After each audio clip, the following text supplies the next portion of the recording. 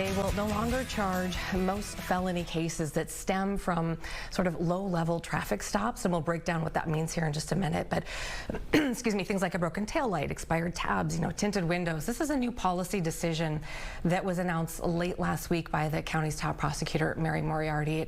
It has set off kind of a firestorm of criticism as well from people, including the Hennepin County Sheriff, several Hennepin County police chiefs, also the Minnesota Police and Peace Officers Association. And then yesterday, I don't know if you saw, but we had a Republican Congressman Tom Emmer here.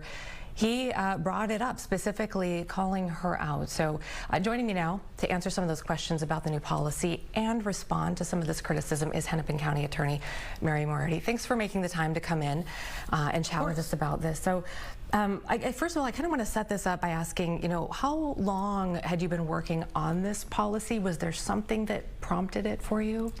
So I think it's important to know that actually the office had been talking about this policy for years, including when Mike Freeman was the Hennepin County attorney. We had been working on it, having the conversation about it. In fact, my first year in office, I was at a Hennepin County Chiefs Association meeting. They have them once a month. And one of the chiefs asked me if we were going to come up with a pretext policy similar to what they have in Ramsey County. And I said, that's something we need to talk about. And I talked to them about the data that the Minneapolis Police Department found a gun in less than half of 1% of the time they searched a black driver. They stopped and searched a black driver. And I said that meant 99.5% of black drivers who were stopped and searched had nothing, yet they were put through the trauma, the experience of being stopped and searched. And I said, that data tells us a lot. It tells us that that particular strategy is ineffective, especially in a time where law enforcement has limited resources. And so what I said to all of the chiefs at that time is, I think you need to start having conversations with your community, with your mayor, with your city council members. Look at your own data. If your data is better than that, share it with the rest of us, because I think we want to know what you're doing that's more successful. Yeah. So I started having that conversation with them in 2023. Okay, and then I'm sure you've seen the next day there was criticism from many of them were Hennepin County police chiefs who said this was the first we heard of the actual policy being put into place was that day of the announcement. Did you have conversations along the way with anybody? Well, yes, we did. Had a conversation with many people in community, organizations, with the police chief specifically. My first year in office, when I met with them, I said, what do you want from the Hennepin County Attorney's Office? And they said, we want communication and we want to be a part of making policy. And I said, absolutely, let's do that. I assigned a very experienced prosecutor to be their liaison. They have his cell phone number. They have my cell phone number too. They can contact him anytime. And I met with them in groups of four times a month my first year. We worked on some policies. And then when we charged the trooper, they stopped meeting with me. They just wouldn't meet with me anymore. And some of our experience has been, and I think it's important to know that there are about 38 different law enforcement agencies in Hennepin County alone. Some of the chiefs, the heads of those organizations, are fantastic, and they work collaboratively. Some of them just will never accept any policies that we come up with, and the problem becomes the people that won't really engage us in good faith would leak that. The Hennepin County Police Chiefs Association has hired a Republican PR firm. They are actually responsible for putting out that press release to correct the data that they put out there. So as much as I really want to work with them, and I would love to, because I think that that's best practices, it has been really difficult given the number of them and the number of them that just aren't interested in discussing any kind of changes. But I'm sorry. No, go ahead. Sorry, I didn't mean to interrupt you. We put off the implementation date of this to October 15th. And our plan here is to engage with community. We'll be doing that tonight, and also law enforcement. Okay.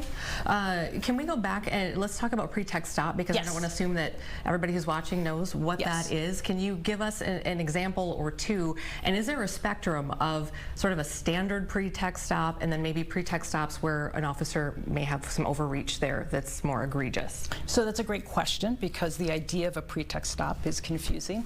So this policy is about non-public safety traffic stops. So police can make traffic stops for speeding, right? For going through a stop sign or a stoplight. This policy is not about that. We have seen dangerous driving. We've all experienced dangerous driving when we're out there on the roads.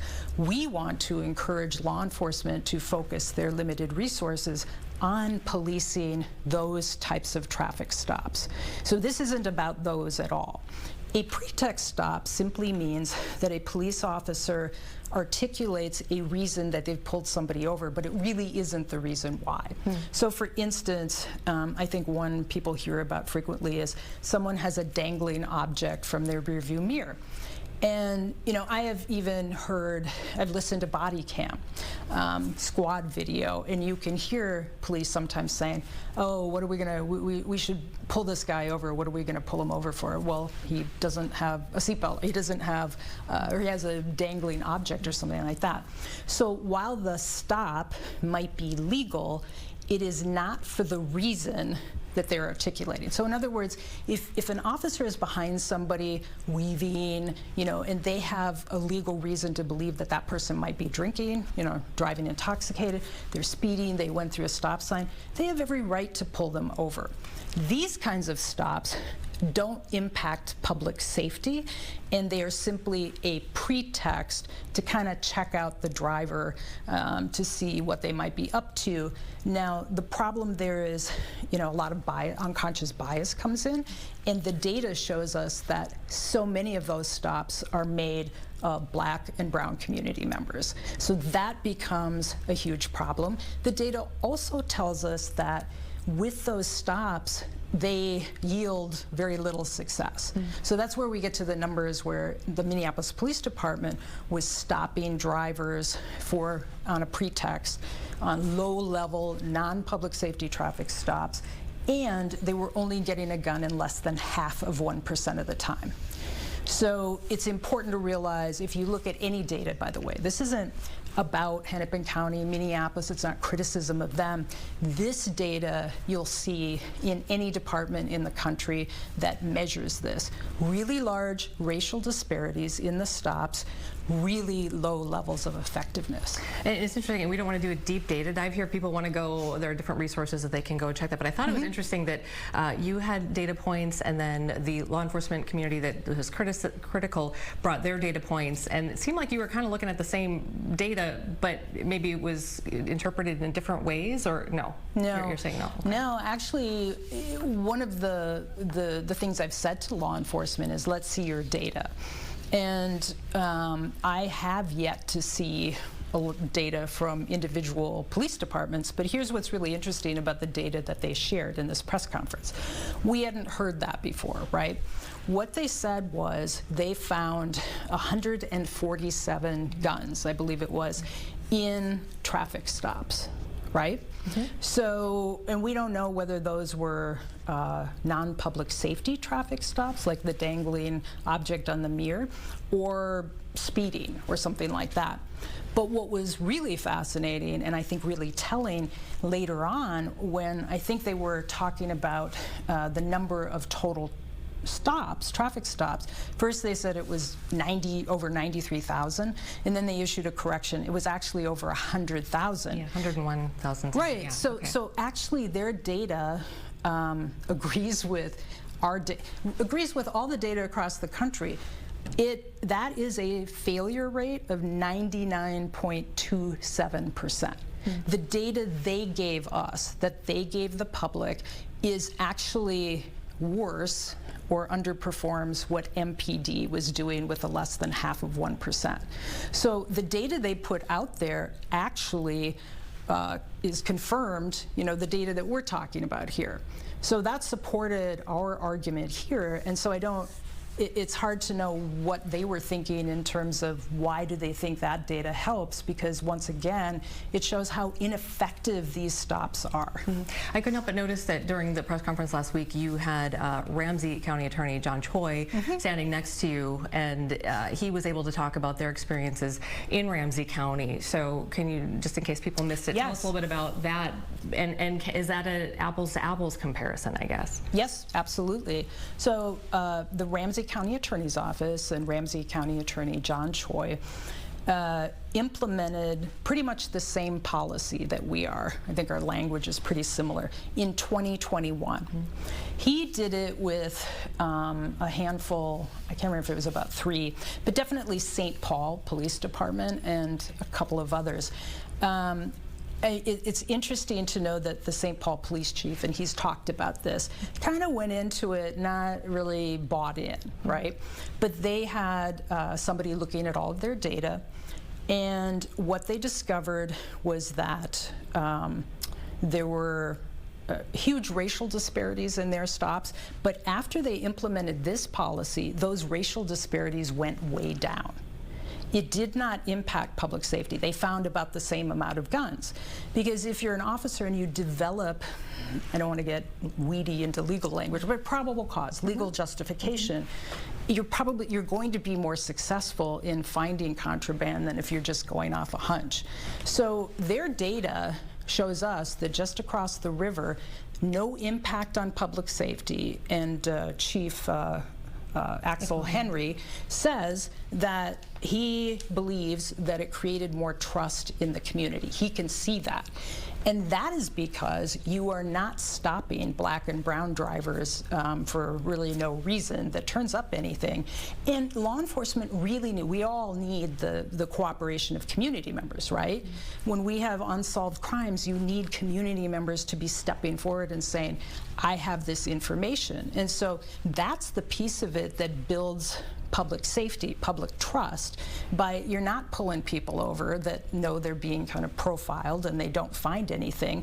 And for that reason, they're more likely to talk to police. That comes from the chief of police in St. Paul. So we see lived experience here. The sky didn't fall in.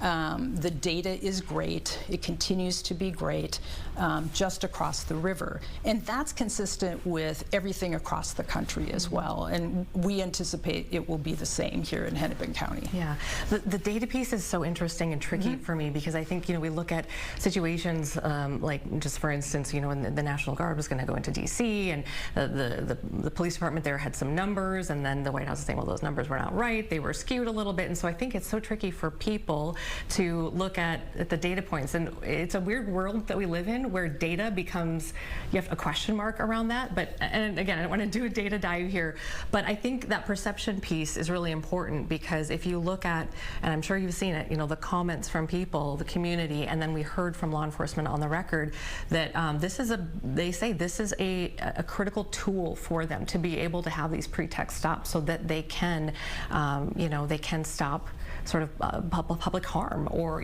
stop a major crime from happening. So when they say that, I think as a community member, I go, well, we want them to have all the tools that we can. But you're saying that the data shows it's negligible. So I agree. We all want public safety, right? And so if and there is data, like crime in DC was going down. There's no, the FBI statistics, data you can actually rely on, crime was going down. In fact, the National Guard came in from some red states that had higher crime rates than DC did. So I think people need to look at what is kind of fabricated and what the actual information is. So for here, yes, people should want law enforcement to have the tools that they need. And like you said, to prevent harm from happening. If they see harm happening, absolutely pull somebody over. This non-public safety traffic stop policy prevents, or it won't prevent, but it limits harm done to community members, which includes, right here in Minnesota, we had Philando Castile and Dante Wright. That is something that can happen because those are both pretext stops. And Philando Castile was pulled over about 49 times before he was shot and killed. So what I would say to people is, the data's the data, right? You've had Chief O'Hara on. He confirms that the data is accurate about MPD. We have had 2 investigations into MPD that resulted in consent decrees, one in the state and one in federal. They confirm all of that data, which is why one of the things that the city of Minneapolis has entered into is to not do these stops. It's part of the consent decrees, right? Yeah. So they're already, this is something they've already signed off on and are doing in Minneapolis, or will be. Will be, probably get a report at the end of this month, so we'll be able to see what kind of progress they're making. But that is consistent. So there isn't data over here, data over here. Chief O'Hara agrees with it, both consent decrees did. And so I think people need to ask themselves, why is law enforcement saying, this is going to hinder us? I think people need to ask that. And I think some misrepresentations there are this. You hear about Timothy McVeigh. You probably heard that. Yeah. He was actually pulled over because he did not have a rear license plate. Wouldn't have come under this policy. Yeah, absolutely. There was a situation that I recall, it was like a couple of years ago, where one of the suburban police departments pulled over somebody, and they had kind of a unique gun that was matched to a shooting in Minneapolis. That would probably fall under our exception. So we have an exception. So if police pull somebody over on a pretext stop and there is a deceased person in the trunk or something, that comes under the exception. I was going to ask you, what is there a common thread? I mean, if there's a gun in the car, is there something, because you'd said exceptions will be case by case, yes, which I think we can all understand that, but right. Will there be a threshold? Will there be a common thread where you'll go, okay, if there's a gun, we're going to do this, but if not, I mean, is there anything like that? Well, we have actually had numerous conversations with John Choi about that, because they have an exception too. And so I think, I feel like they've had, I want to get these numbers right, but they have overridden their policy about 5 times. And I think one of them involved guns, one of them involved a large amount of drugs. What County Attorney Choi has told me a number of times is that police are no longer submitting those kinds of cases, and that they are probably focusing on developing an actual case with probable cause, right? So with limited resources, we want law enforcement to be using their time to focus on dangerous driving, or to focus on the people who do have guns that are using them or are part of shootings and stuff like that. We want law enforcement to be able to have trusting relationships with communities, so that community will give them the information they need to investigate and solve some of these crimes. Okay. Just really quickly here, one thing kind of occurred to me as I was talking to you about this, and we were talking about the spectrum of these pretext stops, and would there be a way, though, if you didn't do it on the back end, meaning you won't prosecute certain certain felonies, is there a way to do it, though, on the front end, where you take a look at an officer who has made an egregious pretext stop? And I believe if you get pulled over and you're asked to hand over your identification, I believe only the driver has to do that and nobody else in the car. So if they get pulled over and that officer walks around and starts maybe smelling marijuana or something and starts asking for everybody's IDs, or that to me feels like a more egregious pretext type stop. Would there be a way to then address that with that officer and have consequences for that officer, as opposed to kind of doing it on the back end? Do you know what I mean? I think I do. So I think one of the issues is, and I think you could see this in the data that the sheriff put out there after their press conference, I think in something like over 60,000 of those cases that were traffic stops, they had a conversation. We don't get those cases. We only see cases that they submit when they find something. And that's, so what we're seeing is the half of 1%. I see. We're not seeing the 99.5% because those people had nothing, and so they're really, it's very difficult. I mean, it's just impossible for us to go through those cases because we never get them. You mentioned this, and I pulled the quote here, and you brought it up a little bit earlier, but you said a part of this is acknowledging, quote, significant racialized harm that these stops inflict on our Black and brown community members, sometimes to the point of death, end quote. And I just think about the fact that these are generational problems, and you know, you've talked about the fact that you won't be running for re-election, so people might say, well, why now? Why do this now on your kind of way out? And it has shaken things up quite a bit. You know, why? Well, for me, it's about public safety. I have actually been fairly shocked at the number of dangerous driving cases I have seen where people have been killed. I see dangerous driving when I look around when I'm driving, and so that's an issue. The other thing is that I think about 8 years ago, I met Valerie Castile. And in meeting her and hearing her talk about what happened to her son, and about that time we were looking at a lot of other type of traffic stops that were resulting in people losing their lives, and we had Dante right here as well. Why now? It's like, why not 5 years ago? Why not 10 years ago? We know this data has been this data for quite a while.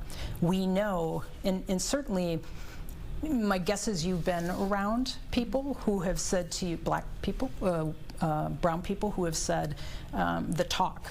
They've told you about the talk they have to have. And it's hard to hear a parent talking about how they don't know how to keep their child safe anymore if they're in a car and they get pulled over by an officer. And this doesn't mean that the officer has ill intent. I'm not saying that in a majority of lots of these cases. It just, what we've seen is that these cases can escalate in ways nobody would have predicted. And if we just stop that contact from happening, which actually increases public safety, then hopefully we will have fewer people harmed. And so my answer to that is, why not now? We should have probably been doing this. John Choi has been doing it since 2021 with great results. And I think the number of the racial disparities dropped dramatically over there. So they're still getting the same number of guns. The chiefs over there confirm that public safety hasn't been damaged, and that trust by the community has grown. So I can't think of a better policy to implement here.